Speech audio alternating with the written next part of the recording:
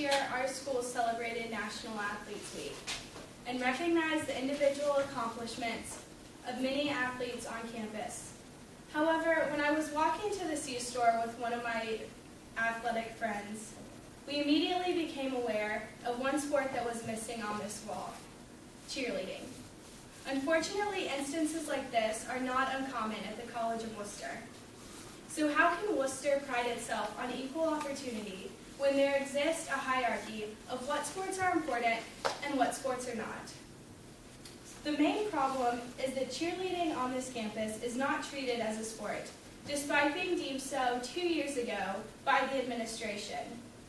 Because we work as hard as every single athletic team on campus, we deserve not only varsity status, but equal treatment and respect from the faculty and the student body.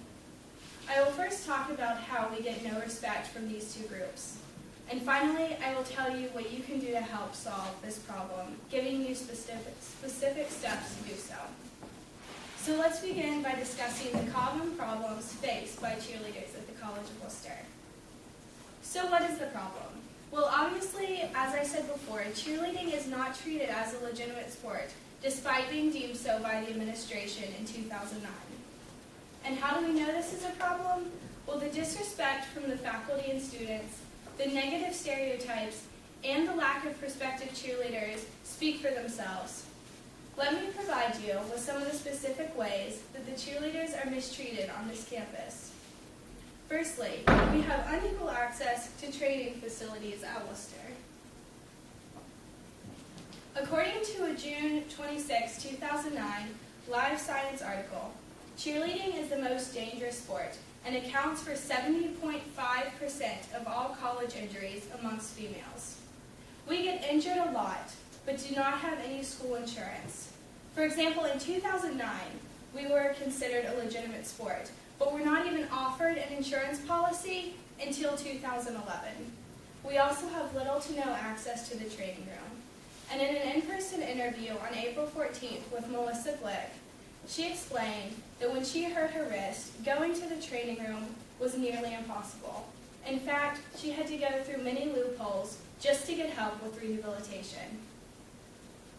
Between 2009 and last fall, this means that cheerleaders have been on their own when they've gotten injured. Does this sound fair to any of you all? It sure doesn't to me. Second, we are disrespected by not only the student body, but also the faculty here on campus. A famous cheerleaders article, accessed on April 17th, said that former presidents Franklin D. Roosevelt and George W. Bush were both male cheerleaders in college. The job description is in our title: to lead. However, we strive to be excellent leaders, but are still disrespected by the student body. What many of you may not know is that between 2010 and 2011, every single cheerleader had well above the minimum GPA required to participate in athletic events. Melissa Glick, in the same interview, explained to me that all teams have stereotypes, and it's not right, but we are certainly not ditzy cheerleaders. In fact, our two captains majored in both biology and business economics. In an in-person interview with cheerleading coach Pam Fries on April 14th, she explained, and I quote, "When people think of cheerleading, they think of the movies and the airhead, sexually promiscuous stereotypes that go with cheerleading. But that's life. However, the women that I know on the squad are bright, intelligent, fun, and serious students."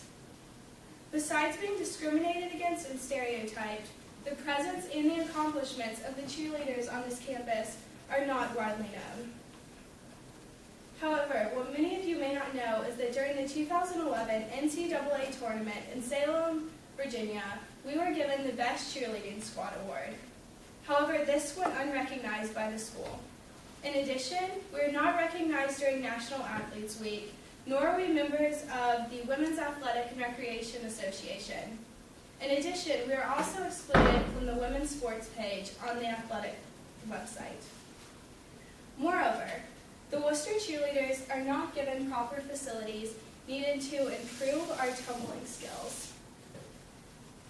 Ever since cheerleading got started on this campus, we've been forced to practice in the hallway, where doing things like tumbling, jumping, and stunting are absolutely impossible. In addition to that, they're very dangerous. However, when we're practicing, the men's basketball team is given typically 1 or 2 courts to practice in, and are generally unwilling to share. Melissa Glick explained that the squad most needs designated practice space at our designated practice time, which is often taken away from us, even though we schedule well in advance. In an interview with Brenda Meese, the Assistant Athletic Director, on April 17th, she explained that the Scott Center will not be equipped with any permanent mats or a tumbling track. Moreover, we will not be given a locker room in the new Scott Center, like every other sports team will. So it seems to me that this discrimination will just continue. So how serious is this problem? Well, prospective cheerleaders will not be attracted to the campus if they know that they won't be respected by the student body and the faculty. Also, the lack of insurance is definitely not only a liability for the school, but also a violation of Title IX. According to the Office of Civil Rights under the Department of Education, on October 2006, discrimination was prohibited on the basis of sex in federally assisted educational activities. The Department of Education evaluates 3 things: publicity, access to training facilities, and access to locker rooms. We practice in the hallway. Our accomplishments are not acknowledged, and we've only had access to the training rooms for 1 year, and we also have no locker rooms, while the men's team has a plasma screen television in their locker room. This, to me, seems like a violation of Title IX. So why should you care? Well, obviously, a lot of people only know about Worcester because of their sports teams. So a good cheerleading squad enhances the overall reputation of the school. In addition, if the school is in violation of Title IX, which I assume that they are, the school could be sued for millions of dollars, which is money out of your pockets, and could raise tuition. In addition, a lawsuit is certainly not good for the overall reputation of the school. So today I'm not asking for radical change. I don't request more funding or special treatment. I simply request equal treatment among the men and women's sports teams. So how can we do this? Well, first, our accomplishments should be made more known to the student body. We can do this by not only displaying the plaque that we won at the tournament in Salem, Virginia, but also by updating our media section of the website in order to show off our skills and attract prospective cheerleaders. We can also allow cheerleaders to become members of WORA, which Pam Fries explains will give us more recognition as athletes. Third, we should move the student section to be closer to the team and the cheerleaders during basketball games to make them more involved with the cheerleaders.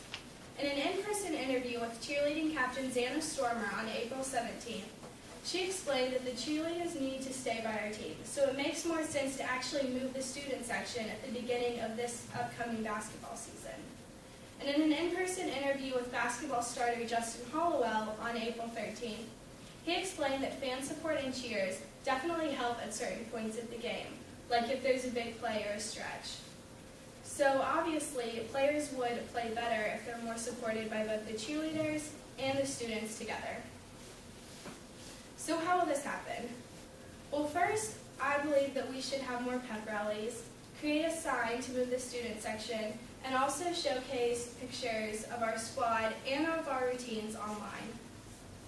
If we're recognized as a varsity sport, getting insurance and practice space obviously shouldn't be a problem, but updating the website will attract prospective cheerleaders, and also recognizing our awards will increase student respect. So how do I know that it will work? Well, if it worked at Ohio State University, it will surely work at the College of Worcester. Ohio State has 3 separate squads, an all-male squad, an all-female squad, and a co-ed squad. They are known as one of the best cheerleading programs in the nation. Now you may be asking, can cheerleading really be considered a varsity sport? Well, in an interview with Brenda Meese, she described 3 criteria that consider a sport varsity, which are an organizational structure, a set of rules for producing a winner, and a contest schedule. The International Cheer Union and the National Cheerleading Association host competitions, which are determined by athleticism, tumbling, stunting, and dancing. So yes, cheerleading can be considered a varsity sport.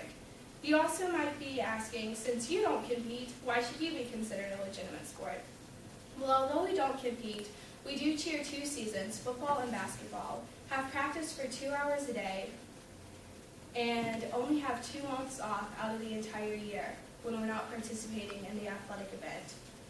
Melissa Glick explained, and I quote, "It's not easy putting people in the air. It takes a lot of strength, and I wish that the students and the faculty would realize that." So let's visualize the results. If we have adequate space and can attract prospective cheerleaders, hopefully we'll also be able to attract male cheerleaders and be able to compete. In addition, if the faculty and athletic departments are able to disregard the stereotypes, we'll be viewed as a more progressive campus and reflect Worcester's vision statement to create a reputation that reflects our achievements. So with more respect, varsity status, and WAR membership, we'll be able to attract prospective students, and the program will continue to improve and grow. Today I'm not asking any of you to sign a petition. I'm not asking you to protest inequalities that exist between sports teams on campus. I'm simply asking you to attend one basketball game or one football game this season and see what we're capable of. According to the International Cheer Union, today 1.7 million athletes call themselves cheerleaders. Together, we fight for a varsity title. We fight for equality. We fight against discrimination and stereotypes. And we fight for the day that we will be able to walk through Lowry, look on the National Athletes Wall, and be recognized.